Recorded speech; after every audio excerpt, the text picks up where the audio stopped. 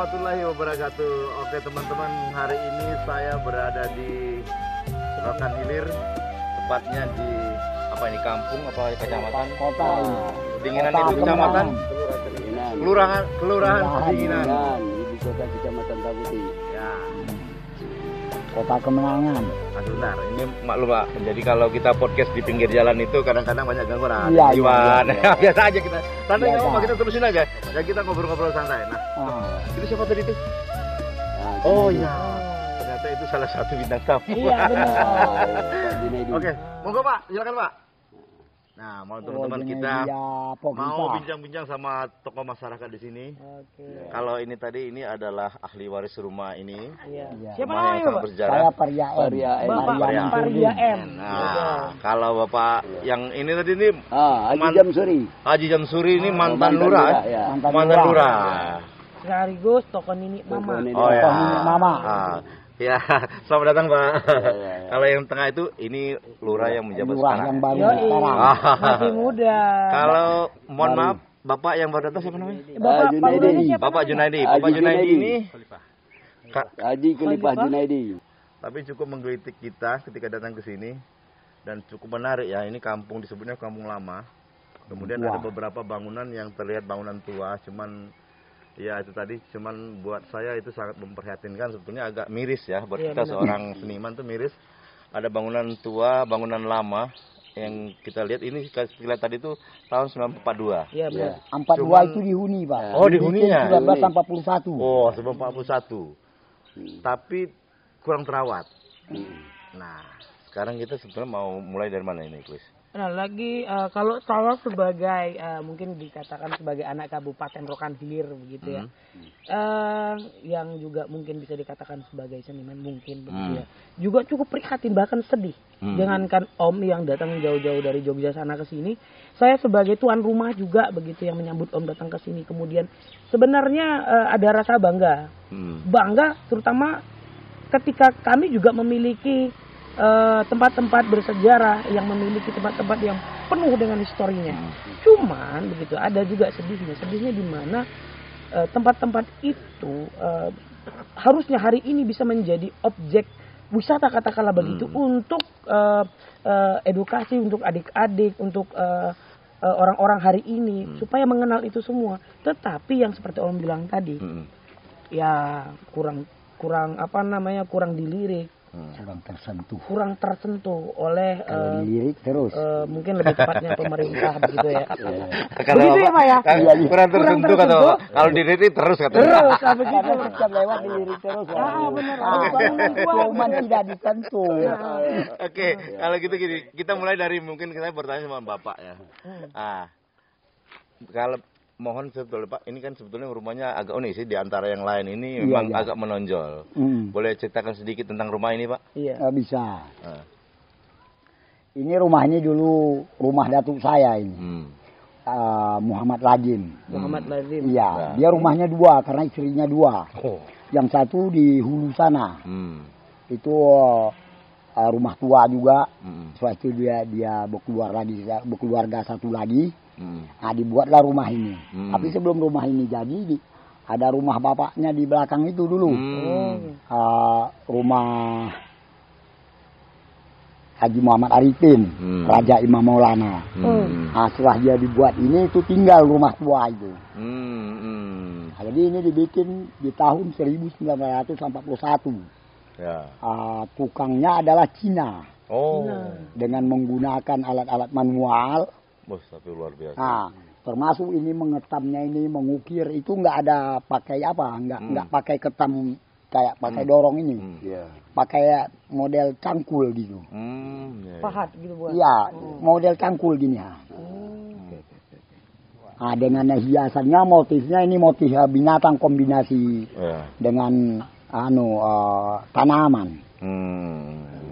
Nah, dihuni di tahun 1942.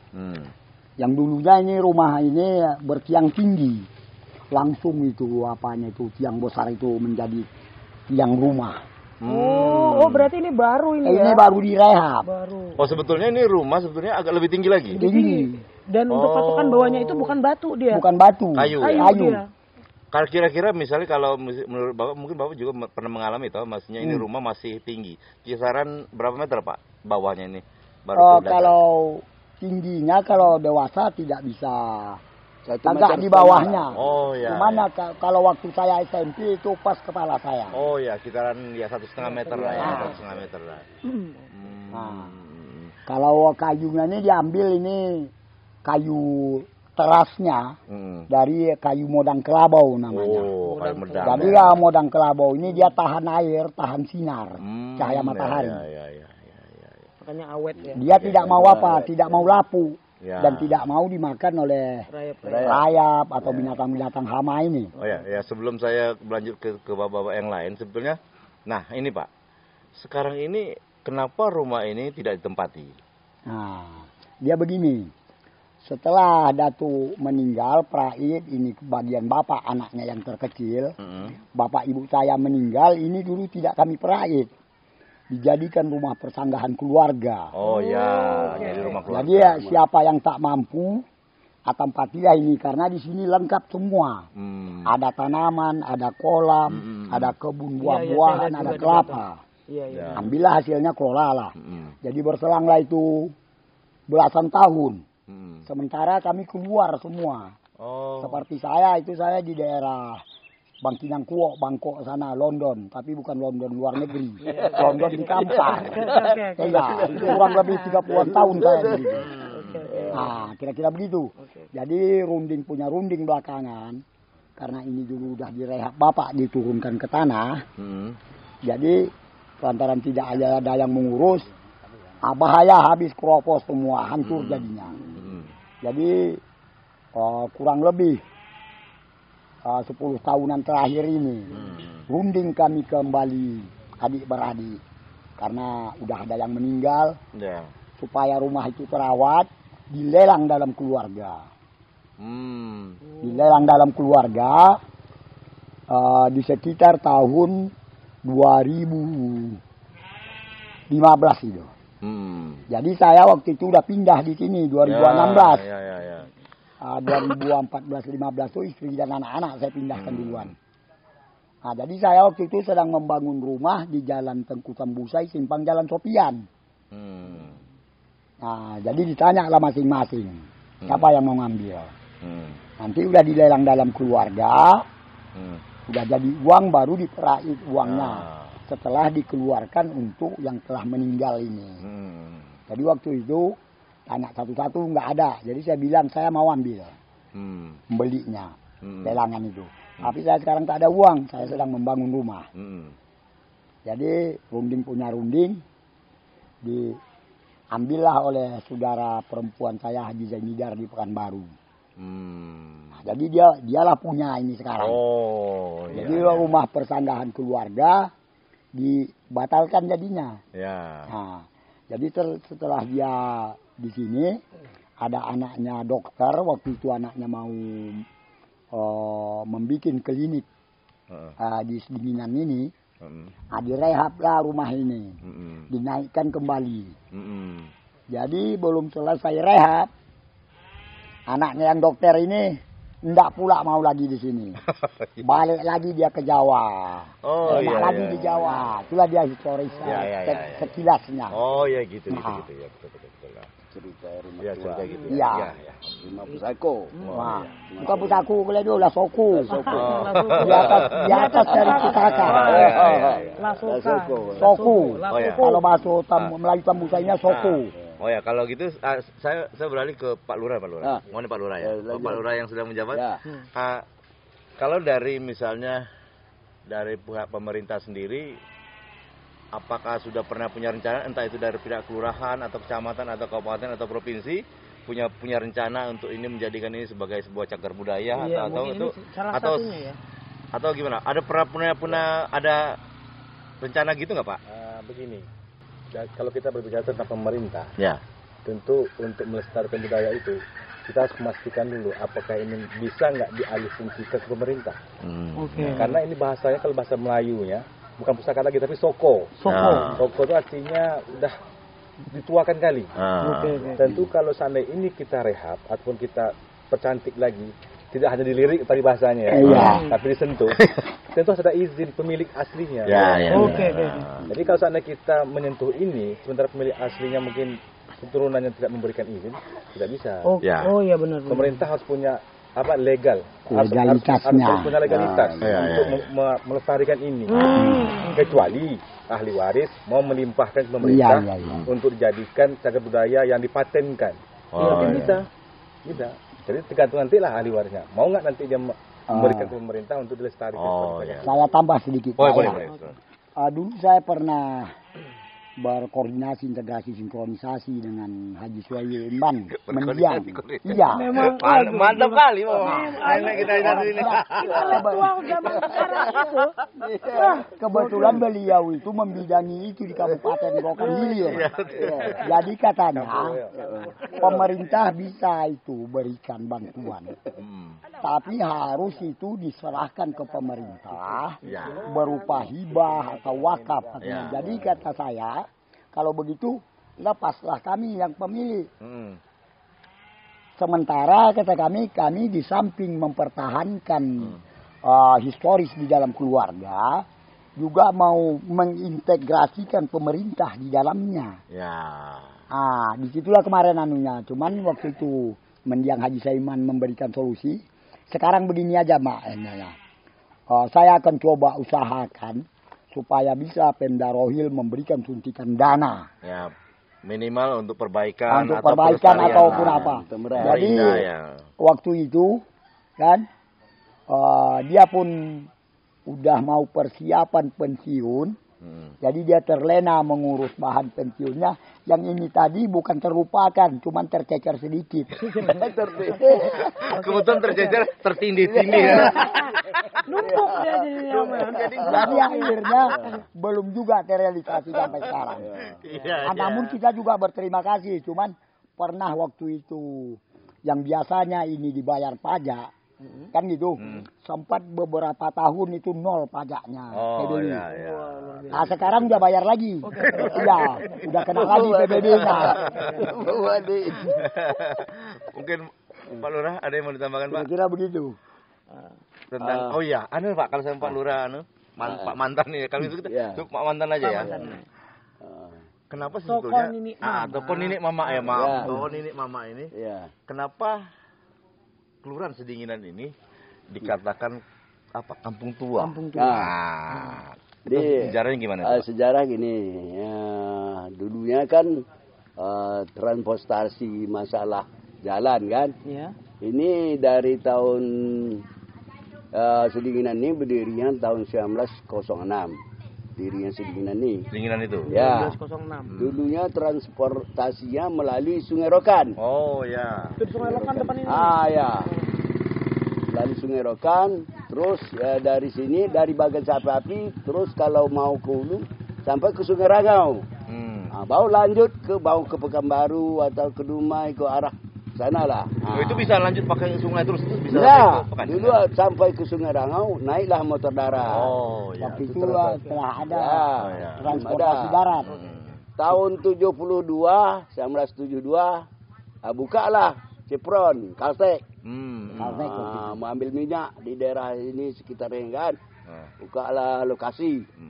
Termasuk Sedinginan ini masuklah tahun 72. Itu jalan ini dulu kan naik pompong, naik sampan, mau ke Bagan Sapi, naik pompong, terus ke Sungai Rangau. Kalau orang dulu kan bisnis itu, baik papan membuat bangunan macam ini, bangunan rumah ini, itu melalui Sungai Rokan dulu. Transportasinya. Jadi tahun 72 bukalah jalan menuju pakailah jalan darat tahun 72 buka Kaltek kan. Tinggallah Sungai Rokan nih. Ansor tinggal. Orang pun pindah. Naik ke atas. Itulah. Jadi Sedinginan ini 1906 tuh kalau penghulunya 10 penghulu. Sedinginan nih. Penghulu itu mungkin ada teman-teman yang di di sana mungkin belum tahu kata penghulu itu sebetulnya bukan penghulu untuk mengawinkan orang ya. Bukan. Itu apa Pak? Coba Pak jelaskan itu. Apa pimpinan apa desa apa kepala desa. Kepala desa sama tuh. Oh iya. Dulu kalau SD-nya tuh SD 01 tuh sampai kelas 3 Saleh Jasid mungkin di sinilah sekolahan dulu. Saleh Jasid pernah gubernur. Pernah gubri. Dari kelas 1 sampai kelas 3 sini. Lanjut dia di sini ujiannya di Bagan Sapi. Ujian pindah ke Bagan Sapi. Inilah SD 01. 01 ini sampai segini kok. Kalau di Bagan non lah tingkat. Kalau 01. SD dah tingkat. Ini enggak. Tetap kayu. Tetap kayu itu enggak. Batu dah. Batu ya. Udah di permanenkan. Yang bangunan zaman Belanda itu dah. Jadi memang artinya memang istilahnya kenapa disebut kota apa namanya kampung tua. Karena memang awalnya itu kampungnya di sini. Ada jalan. Setelah ada jalan datanglah orang buat rumah nanti ke daerah pinggir jalan jadi kampung baru hanya dia berbaru. Oke. Kemudian satu lagi Pak. Tadi itu saya tuh melihat ya di samping rumah ini ada lagi rumah yang di depan masjid. Nah, di depan masjid Kuba itu ada rumah tua juga tuh. Ada rumah tua. Nampaknya lebih tidak terawat dari ini. Padahal kalau secara kualitas bangunan, secara arsitekturnya, bentar Pak, maklum pinggir jalan jadi suara terlalu keras. Mau kita suruh lihat dulu sate. Di Wajib Utara. Kalau itu Pak, itu kira-kira dibangun tahun berapa? Mungkin Bapak Bapak itu tahu tuh. Anu tahu ngah.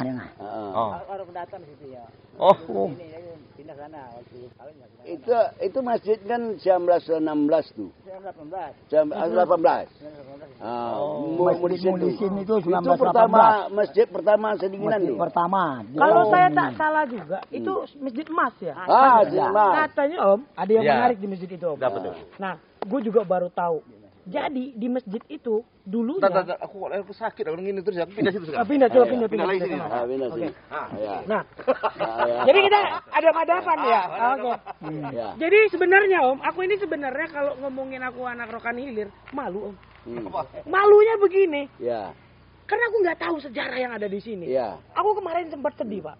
Karena Om, ini tempat syuting keren, aku bilang. Kenapa kita nggak dari dulu ke sini? Tak bilangin begitu kan.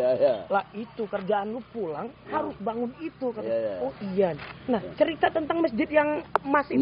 Katanya Om, di bawah masjid itu dulu banyak emas. Bener nggak Pak? Iya. Mungkin coba bisa bercerita tentang itu. Mungkin Bapak. Ada Pak Kodi dulu cerita. Dari mimpi. Dari mimpi. Oke. Masih ada lagi dalam itu. Tapi dia ada. Akan keluar sini bilang bisa diambil begitu. Oh di bawah dia lewat mimpi. Ada satu sudah gitu. Itu keluar sendiri itu ada. Tapi sebelumnya masih sudah ada yang keluar apa gimana Pak? Kan keluar tuh di menara itu pas dapat Gusti itu. Waktu membangun menara masjid. Oh oke. Kalau cerita, kalau istilah orang Melayu Tembusa ini zaman Kubo belum campur Bogota. Ini zaman dahulunya. Ini Pak seperti laut ini Pak. Jadi kelantaran sedinginan ini topografinya ada lembah ada bukit. Jadi di belakang Masjid Muhlisin itulah kira-kira itu pinggiran sungai yang seperti laut tadi tempat meningkatkan kapal. Jadi zaman dahulu itu banyak perompak yang namanya lanun. Lanun. Termasuk keluarga saya pun ada itu yang lanun itu. Namanya Ujang. Pulang ke sini bergelarlah Ujang Lanun. Ujang Lanun. Jadi perompak dulu menurut cerita legenda atau historisnya lah kan.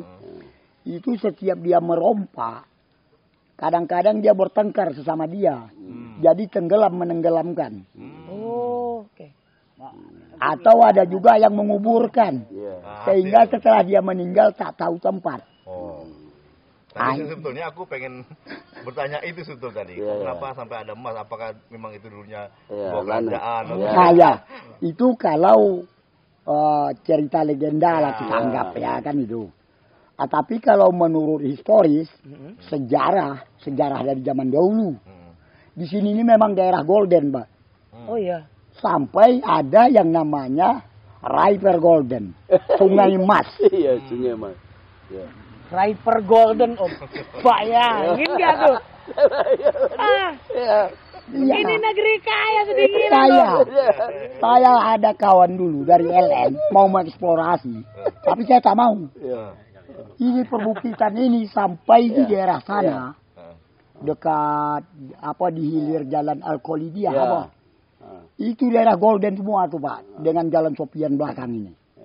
Yang di Jalan Sopian ini pernah kami ambil sampling, diketemukan emasnya. Tapi kami tidak mau mengeksplorasi. Karena ini nanti rusak orang banyak. Itu di hilir itu kalau hujan lebat, Pak. Itu kadang-kadang orang ketemu sebesar-besar patahan beras. Sering.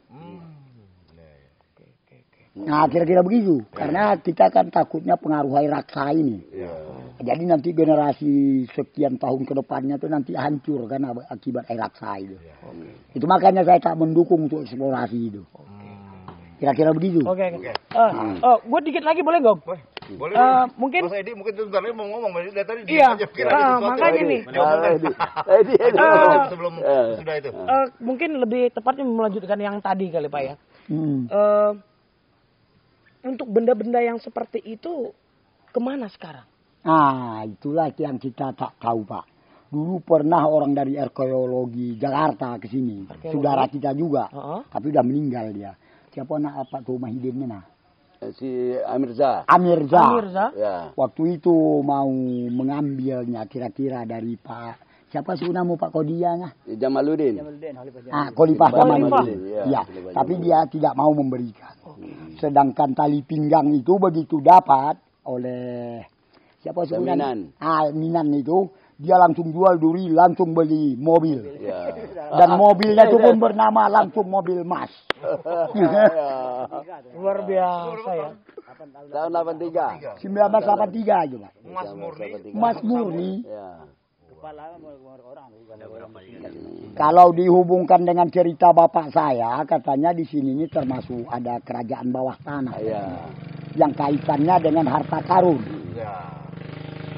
Oke. Kalau bapak saya yang cerita, karena dia itu lahir tahun 1921 itu bapak saya. Tapi saya sih kalau soal saya lebih percaya kalau ini pendapat pribadi nggak apa-apa, Pak ya. Nggak apa-apa. Kalau saya lebih percaya daripada harta yang karun atau kerajaan di bawah tanah tadi, saya lebih percaya ke perompak tadi. Ada kemungkinan dia menaruh harta di situ. Menumpuk harta di situ. Iya. Perompak tadi kayaknya Mas Edi pengen ngomong apa tadi? Kayaknya ada sesuatu yang ingin disampaikan. Monggo, Mas. Oke. Terima kasih. Saya di firma mungkin dari personal lah pribadi melihat daripada situasi saya putra daerah Bawah Sedinginan ini. Oke. Selama saya sampai sekarang lah ya lihat situasi itu, lihat dari rumah ini, dari rumah tua dan daerah juga klasik lah ya, mungkin perlu diekspos. Makanya saya juga minta izin juga sebelumnya pada Pak Faria, Pak Milik Mama, Pak Jumsuri, Pak Lurah, Pak Indra, atau izin bagaimana salah satu kita bisa mengekspos ini ya dengan daya kita ini dah cuma bisa. Iya. Seperti itu. Termasuk juga bagaimana memediasikan kawan juga Mas dari Jogja jauh ya. Iya. Tapi yang mungkin YouTube-nya lumayan ya Umi Leha ya. YouTube saya itu Aslan Family, mungkin ini nanti akan ditayangkan di Aslan Family sama di Leha Channel. Asman Family. Sama itu Umi Leha Channel. Orang-orang bagang CPP. Leha Channel itu kalau pernah lihat Umi Leha itu, dia lah orangnya itu. Dino tuh. Dino ya. Enggak, itu cuman peran ya, Om. Nanti kontroversi lagi. Ini bangunan ini di atasnya ada bola dunia itu, Pak. Bola bulat gini, kira-kira 1 hasta. Cuman tiangnya ini udah enggak apa lagi mata anginnya. Karena udah dimakan masa kan, jadi udah bopeng-bopeng. Itu pun setelah saya coba untuk membuat duplikatnya dengan tukang apa di sini, tukang pahat-pahat di sini, enggak bisa katanya. Jadi kemungkinan nanti yang lama itu juga akan dipasangkan. Bola itu tuh sekarang di rumah saya di Jalan Tengku Tambusai Simpang Jalan Sopian sana. Bola di sini, Pak? Iya. Jadi ini bulat. Bapak curi ya itu? Ah? Bapak curi ya dia? Enggak, waktu rehab. Mau rehab. Bercanda, Pak, bercanda. Iya. Jadi ya tiangnya ini ada 8 sendi itu. Oh. Jadi sendi ini mata angin. Ya. Timur Tenggara, Selatan, Barat Daya, Barat Laut, Utara, Timur Lautnya. Nah Iya. ininya ini udah habis, udah bulat dia. Sedangkan bola dunianya ini pun yang arah timur, yang arah utara rasanya. Ini udah bopeng sepertiga. Oke. Mungkin kalau dulu itu untuk penanda atau mungkin kayak Iya. Mata angin. Mata angin. Ganti kompas. Ya, ganti kompas ya. Iya. Juga terkenal kan di Rock Hill itu kan terkenal banyak nelayan kan. Nah, itu tadi yang tak bilang Om. Saya bertemu dengan Bang Adi Firma, aku lupa kapan gitu kan. Tapi baru kali ini saya bisa main ke Sedinginan. Ini sebelumnya sudah 2 kali ke Sedinginan kayaknya. Tapi baru kali ini ekspos dan sadar bahwa tempat ini tuh klasik Om. Dan Bang Adi Firma itu yang menganjurkan, ayolah coba lihat inilah kampung kami begini. Begitu tak lihat Om, ini harta semua ini. Aset kita di Rokan Hilir ini Om. Tapi itu tadi, kalau saya sendiri pribadi nih Om, menanggapi ini kalau berbicara tentang masyarakat, mereka welcome Om. Dengan siapapun. Dan itu yang menarik. Kita bisa membuat beberapa katakanlah karya, kemudian dengan histori-histori yang ada di sini. Ya siapa tahu kalau kita berbicara pemerintah begitu kan, dan juga ahli baik yang punya tempat-tempat itu begitu, bisa saling support. Dan pada akhirnya bisa mengundang wisata baik lokal ya untuk datang kemari. Dan ini menjadi tempat desa wisata. Betul. Cagar budaya. Kalau menurut Pak Lurah sendiri gimana Pak Lurah tanggapannya? Ya sebenarnya ini kalau untuk pelestarian cagar budaya sebelumnya juga ada seperti ini yang khususnya dari kabupaten lah ya. Datang itu tadi hanya sekedar melirik. Melirik, tapi tidak disentuh, tapi hanya menyentuh saja. Tidak ada. Bahkan baru-baru ini saya juga ada mendampingi dari dinas kearsipan tapi ya, mereka ingin menulis lagi sejarah tentang bagaimana keadaan Sedinginan ini.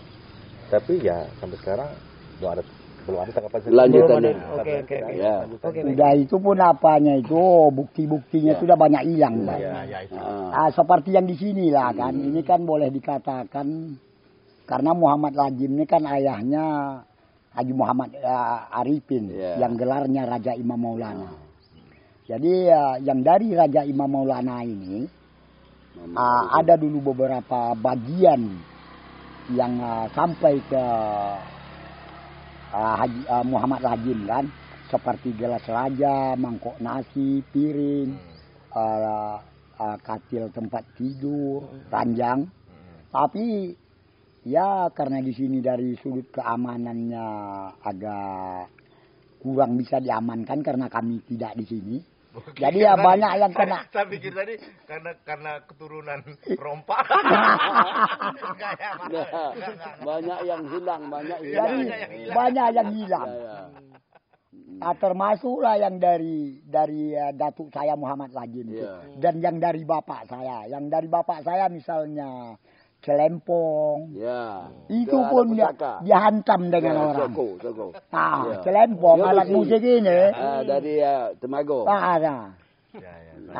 Kalau yang dari atas tadi itulah seperti gelas. Tapi kalau tempat nasi masih ada. Mangkok nasi dengan piring kalau tak salah ingat saya itu dibawa kakak saya Haji Zanidar ke Pekanbaru. Tempat tidur dibawa juga yang satu lenyap. Lampu Aladin lenyap. Om, ada yang lebih menarik Om.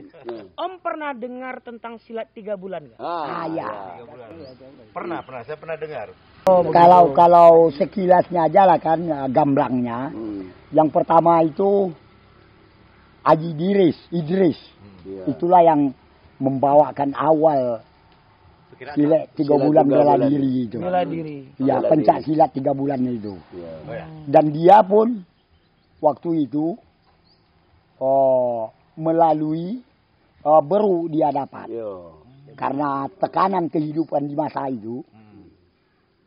Dari dia berkembanglah terus-terus sampailah ke datuk saya Muhammad Lajim. Muhammad Lajim. Jadi di Pasir Muhammad Lajim, waktu itu dia sempat dijuluki dengan guru besar, kan begitu. Terus berlanjut. Nah, setelah meninggal datuk saya Muhammad Lajim, ini silat 3 bulan ini padam. Kalau tak salah ingat saya entah tahun 72 entah 74. Iya, 74. Ya. Musyawarah lah turunan-turunannya yang dimotori oleh bapak saya. Ya. Yang bapak itu? Mansurdin. Mansurdin. Oke. Nah, ya kan? Jadi beliau lah melanjutkan. Dan di saya yang file musyawarah kesepakatan di Pasir bapak saya itu ada filenya dengan saya. Yang membuatnya juga bapak saya sama dengan file yang tahun 54 itu. Sejarah silat 3 bulan tahun 1954 itu.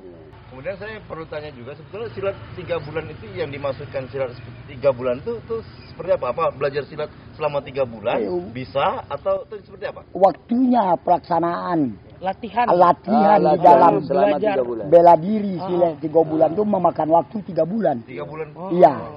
Jadi sebahagian di tanah, sebahagian di rumah. Cepat ya artinya kan cuma 3 bulan kan. Iya. Kalau kita lihat misalnya silat sekarang kan karate tahunan kan. Iya. Karena tingkatannya berapa tahun, baru tingkat pertama aja naiknya berapa bulan. Iya benar. Kan? Iya. Kalau silat yang dikatakan 3 bulan itu, ini lebih ke daerahannya, ciri khasnya. Ciri khasnya. Kalau yang mungkin Mas sebutkan tadi itu yang kayak gabungan dari IPSI itu kan tingkatan silat Indonesia itu kan macam-macam modelnya dan mereka kan pakai tingkatan sabuk itu mungkin ya. Kalau ini tidak, ini enggak. Kedaerahan. Jadi 3 bulan bela diri. 3 bulan waktu menuntut ilmunya. Nanti tuntasnya di situ semuanya. Berarti bisa disimpulkan apakah silat 3 bulan ini memang dari sini awalnya? Iya. Cuman itu beliau itu kemarin bilang karena bapak saya kan juga pernah di daerah Rokan Hulu sebelum dimekarkan. Dan di sana dia dulu juga mengajarkan silat 3 bulan. Jadi ya belakangan ini hanya untuk sebuah nama. Kan begitu. Berarti duluan orang sana daripada sini untuk mempatenkan mengekspos. Coba ceritakan gimana WB itu duluan pengajuan dari katakanlah Rohul mengajukan ke WBTB Warisan Budaya Tak Benda. Nah balik lagi ini persoalan pengarsipan Om. Dan yang harus mengarsipkan itu adalah anak-anak muda seharusnya. Mungkin ada lagi yang mau disampaikan Pak Lurah atau mungkin himbauan kepada anak-anak muda dan harapan lah masyarakatnya di sini. Pertama kita menjaga lah ya, sama-sama menjaga. Dari warisan ini adalah warisan untuk kita jaga supaya nanti anak cucu kita ke depannya tahu ada sejarahnya yang kita ketahui. Dan mungkin saya selaku lurah akan lebih potensi lagi lah bagaimana nanti kita sama-sama menyusun kembali historinya dalam bentuk catatan yang mungkin ke depannya anak cucu tahu bagaimana sejarah seringan ini sebenarnya. Benar. Jadi itu aja harapannya. Harapan juga kerusakan tadi supaya nanti sama-sama kita jaga lah dan tidak hanya di lirik gitu Pak. Benar. Tapi kalau sedinginannya ada lagunya Pak. Lagunya sedinginan negeriku awak sejuk terasa sungai berliku-liku tanah berbukit-bukit amat indah. Sedinginan yang indah. Sedinginan lagunya tahun 68. Sampai kapan Pak? Kita lihat dari fisiknya, bahkan saya membayangkan ketika kalau tidak kita siapa lagi? Kitanya siapa? Kita dari kita dan kembali pada mungkin berkaitan ke atas juga. Mungkin kita Rohil juga sedinginan. Kecamatan Tado Putih dan Rohil dan Riau umumnya. Dan mungkin bisa jadi ini lapuk jadi tanahnya. Iya. Dan kita tidak anak-anak yang zaman sekarang tidak mengatakan dulu. Tapi apabila itu dibenarkan dan ada kita renovasi dan itu nyata, tidak kita berbicara dulu itu hanya sebagai histori, tapi ada wujudnya begitu. Benar ya Bang ya? Iya. Oke. Ada dua, satu yang belakang kita rumah itu ditunggu Mansurdin. Yang satu lagi yang bilang sampai ke rumah Khalifah. Dekat seberang Masjid Emas. Sekarang namanya Mukrisid. Kan itu Haji Yahyadin ya. Haji Yahyadin. Haji Yahyadin. Yahyadin. Haji Yahyadin. Nama lengkapnya. Itu termasuk rumah tua juga. Oke teman-teman, terutama anak-anak muda yang di luar sana. Teman-teman, kalaulah teman-teman tidak bisa memperbaiki, minimal teman-teman tidak merusak atau tidak mencuri. Itu jangan sekali teman-teman ya. Cukup melihat. Karena kalau melihat cukup dinikmati, dilihat keindahannya, tapi jangan untuk dimiliki. Jangan dimiliki. Boleh, tapi dimiliki jangan. Karena itu akan merusak dan akan menghilangkan sebuah cerita di masa lalu. Oke teman-teman, sampai di sini perjumpaan kita. Sampai jumpa episode berikutnya. Sebelum itu tunggu dulu dong. Ada yang kelupaan. Apa tuh? Om tahu nggak ngapain kita di sini? Ngapain? Jadi sebelum itu, ini kita berbicara dengan tokoh-tokoh masyarakat yang ada di Sedinginan. Tentunya kayak Om John, tidak hanya itu tujuannya ke sini, gitu loh. Jadi insya Allah, bapak-bapak sekaligus izin di sini juga bahwasanya saya mungkin perwakilan dari kawan-kawan Ikatan Pelajar Mahasiswa Rohil Yogyakarta ingin membuat sebuah karya yang mengangkat dari latarnya di Sedinginan, yang dari tokoh utamanya, kemudian kita mencoba untuk menghadirkan beberapa situasi-situasi perkampungan yang memang sudah dikatakan sebagai kampung tua di sini. Itu kemungkinan kita ekspos, bukan kemungkinan, harus kita ekspos, dan sehingga itu tidak hanya menjadi lirikan, tetapi juga menjadi membuat orang-orang berdatangan dan melihat situasi di tempat ini. Betul. Itu. Angkat, Jadi judul filmnya Toga untuk Ibu. Toga untuk Mazhab. Mantap itu ya. Lokasi syuting di Sedinginan. Nah, oke teman-teman. Silakan Om. Udah. Mana kita main lagi? Paling tambahannya jangan lupa nonton deh. Oh iya, oke teman-teman, jangan lupa nonton ya. Nanti kalau Toga untuk Ibu sudah jadi, berbondong-bondong nonton di mana ya? Di tempat yang akan kita tentukan nantinya. Kita beritahukan selanjutnya. Oke, sampai di sini dulu teman-teman. Bye-bye.